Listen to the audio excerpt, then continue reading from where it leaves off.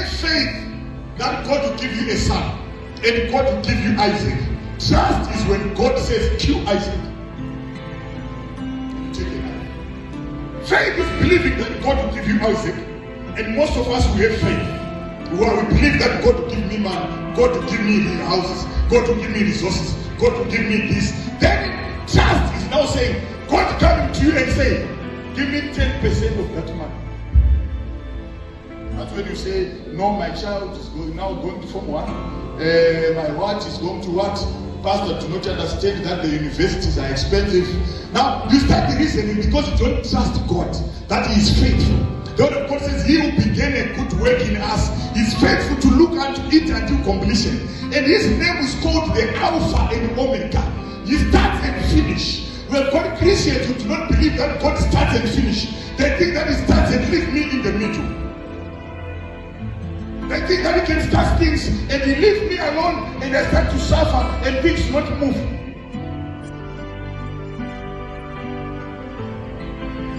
The word of God says, some trust in horses, some trust in chariots, but I will trust in the Holy One of Israel.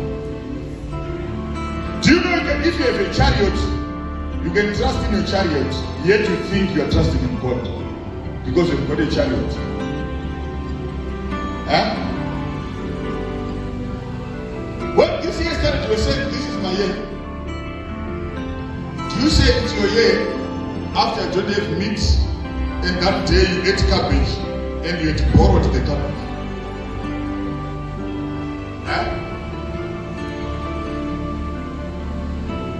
If God comes to you, most of you, God showed you great things, but you do not trust God. Do not trust God.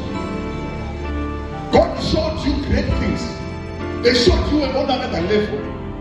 But you believe that when things are flowing.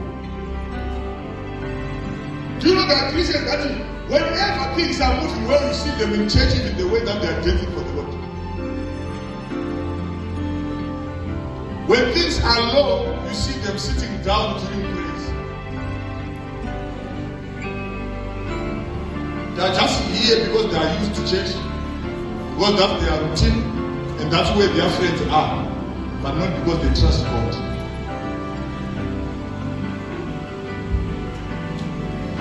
Ask your neighbor, do you trust God?